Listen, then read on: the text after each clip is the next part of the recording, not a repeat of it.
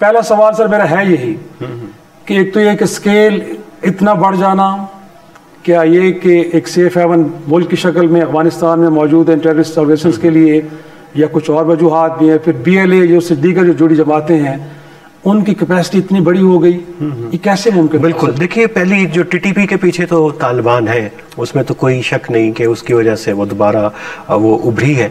और BLA और दूसरे जो ग्रुप है, एक वजह अफगानिस्तान है क्योंकि जो नेटो अपना असला छोड़ के गए हैं ममालिक, तो वो BLA भी उसका बेनिफिशरी है, उसके पास भी आ रहा है। लेकिन कितना आ रहा है उसके ऊपर अभी उसको देखना पड़ेगा। लेकिन बलूचिस्तान की सूरत हाल थोड़ी सी डिफरेंट है TTP से, क्योंकि जो BLA है वो एक सेंटिमेंट को रिप्रेजेंट करती है बलूचिस्तान के अंदर। वो सेंटिमेंट नाराज़गी का सेंटिमेंट है और ये 75 साल से चल रहा है। रिसोर्सेज के हवाले से चलता है, इख्तियार के हवाले से चलता है, कोई सियासी अमल ना होने की वजह से चलता है। तो उसका जो एक एक्सप्रेशन है वायलेंट, वो कहते हैं जी कि अब हमें लगता है जी कि तो तशद्दुद और सेपरेटिज्म के अलावा हल नहीं है, तो उसकी रिप्रेजेंटेशन है। तो ये सेंटिमेंट काफ़ी बड़े पैमाने पे मौजूद है। तो उसका बेनिफिशरी वो है, उसने अपने आप को ग्रूम बहुत किया है BLA ने, और उसे दो चीज़ें की BLA ने। एक तो अपनी सफ़ों में इत्तेहाद पैदा किया, बलोच इंसर्जेंट्स कभी इकट्ठे नहीं रहे। TTP ने इधर किया अपने ग्रुपों में, उसने BLA ने वहाँ पे किया। एक दौर में ये भी बात हुई कि सारे ग्रुप BLA में इल्ज़ाम हो जाए, तो उसने सबको इकट्ठा किया ताकि रिसोर्सेज भी ज़्यादा तकसीम ना हो, एक ही जगह पे आए। तो दूसरा, उन्होंने अपनी स्ट्रेटजी को चेंज किया। अब उनका अपना इंटेलिजेंस का शोबा है। अब उनका जो है मजीद ब्रिगेड जो है, आप ये समझिए कि ये उनकी गुरिल्ला फोर्स है जो बड़ी ट्रेंड है गुरिल्ला ऑपरेशंस के अंदर। बाकी जो सुसाइड बमर हैं, ख़वातीन हैं, तो एक पूरी की पूरी एक मॉडर्न जो है इंसर्जेंसी की नई फॉर्म है। बल्कि अभी वो इसको उठा के दूसरी स्टेज के ऊपर लेंगे।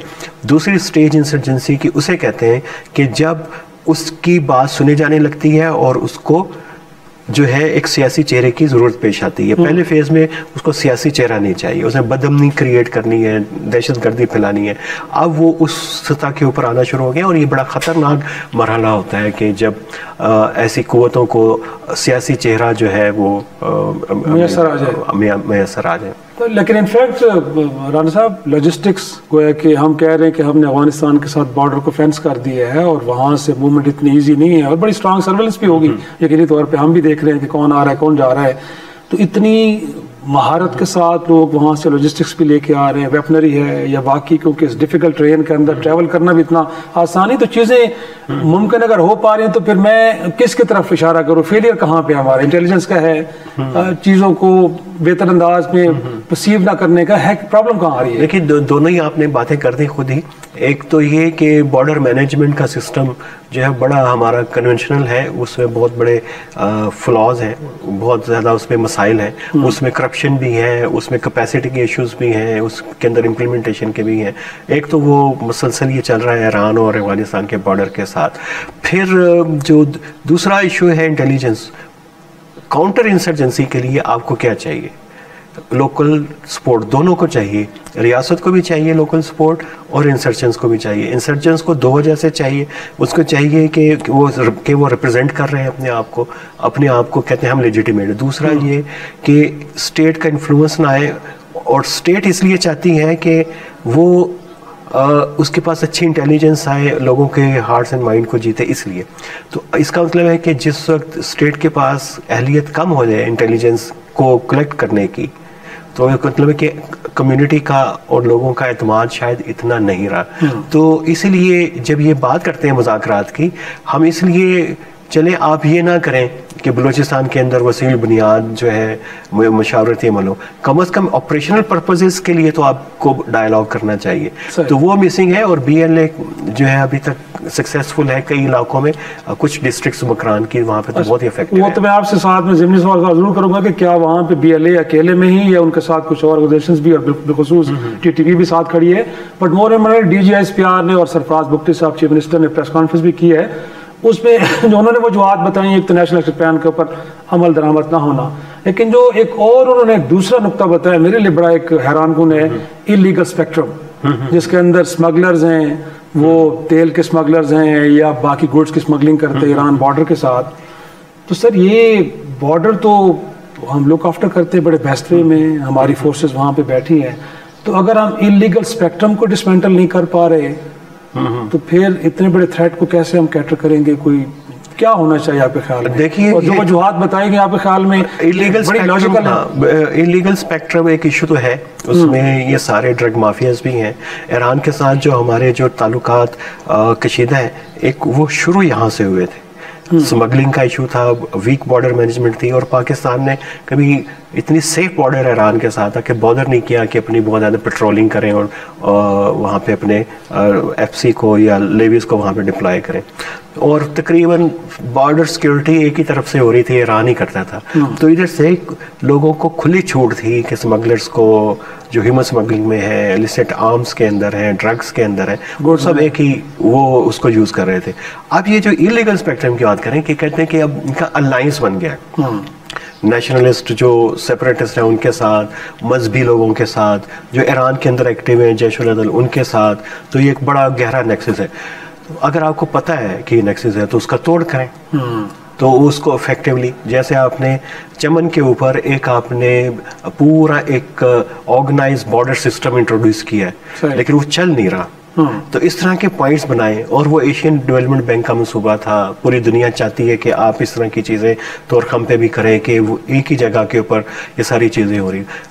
हल भी पता है आपको, तो आप उनके ऊपर करें। तो क्या हाँ, तो वो उसको इलीगल स्पेक्ट्रम भी का मसला भी हल हो जाएगा, और उससे ईरान के साथ आपके जो सफारती ताल्लुकात हैं, जो तनाव है, वो भी दूर हो जाएगा। और इनफैक्ट ये भी जानना चाहेंगे कि पॉलिटिकल ओनरशिप कितनी को इम्पोर्टेंट है, क्योंकि एपीएस के आने के बाद हमने देखा कि पॉलिटिकल ओनरशिप आई है, मिलिट्री ऑपरेशंस को तो कामयाबी मिली, बट साथ में अफगानिस्तान जिसकी तरफ हम बार बार उंगलियां उठा रहे हैं, इस मामले में भी हमने कहा कि वहीं पे साजिश हुई, वहीं से राब्ते में लोग थे।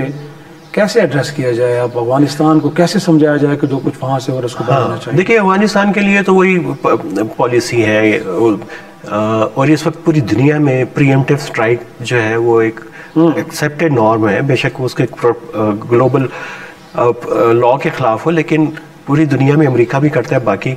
तो आपको वो थ्रेट मेंटेन रखना पड़ेगा, रिएक्टिव से प्रिएम्प्टिव की तरफ जाना पड़ेगा, और उसके साथ डिप्लोमेटिकली भी इंगेज करना पड़ेगा, और बॉर्डर को अपने को सिक्योर करना पड़ेगा। ये तीन चीज़ें करनी है आपने, कि थ्रेट भी रखना है, उनको इंगेज भी करना है, सफारती दबाव भी बढ़ाना है, और अपने घर को और बॉर्डर को सेव भी करना है। और वहाँ पे ज़्यादा सफाई होने वाली है, वो बेशक वो लोग किसी भी डिपार्टमेंट के, वो लॉ इन्फोर्समेंट के, बॉर्डर के ऊपर किसी भी किस्म की इलीगल प्रैक्टिसेस में है, उनको ख़त्म करें। क्योंकि बाज़ दफ़ा ये भी होता है कि तालिबान के अंदर भी करप्ट अनासर है, लेकिन वो पाकिस्तान से कम करप्ट अनासर हैं, तो आपस में भी बड़े मसाइल इस वजह से बॉर्डर मैनेजमेंट के आपस में चल रहे हैं। तो इसको तो आपको इस सतह पे हल करना पड़ेगा। बीएलए के लिए तो डायलॉग के बगैर मुमकिन नहीं कोई चीज़। अच्छा, लेकिन ये कहते हैं जी किससे डायलॉग करें, बुख्ती साहब कहते हैं किससे डायलॉग है, हमें पता है बीएलए नहीं करेगी, बीएलएफ नहीं करेगी।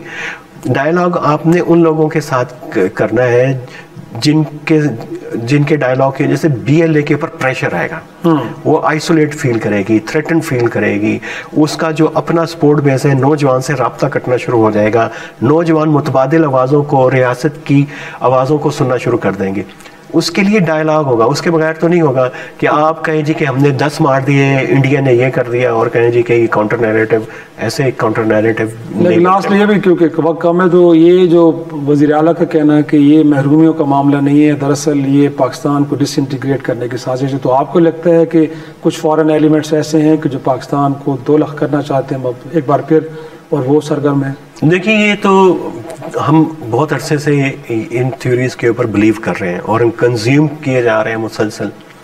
और अगर आपको पता है कि कोई आलमी साजिश है, इंडिया की साजिश है, और आपके पास प्रूफ है, तो फिर आपने उसका तदारुक क्या किया, उसकी काउंटर आपने क्या किया, लेकिन वो स्ट्रेटजी क्या है, कहाँ कहाँ पे आप बताएं, पूरी कौम को बताएं कि जी ये उनकी साजिश थी, यहाँ से हमने उनको ऐसे नाकाम किया, ऐसे किया।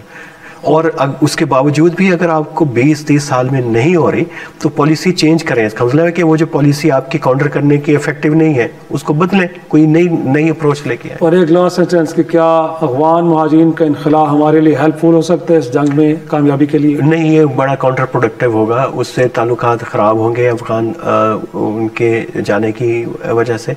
इसको बहुत ही तहम्मुल से इसको मसले को हल करना चाहिए था, क्योंकि अगर वहाँ पे अफगानिस्तान के अंदर क्राइसिस बढ़ना भी पाकिस्तान के अंदर क्राइसिस बढ़ने के बराबर है। अगर वहाँ पे क्राइसिस बढ़ गया, अगर वहाँ पे खाना जंगी हो गई, तो अगली मर्तबा जो रेफ्यूजी आएंगे वो और ही बड़ी तादाद के अंदर आएंगे।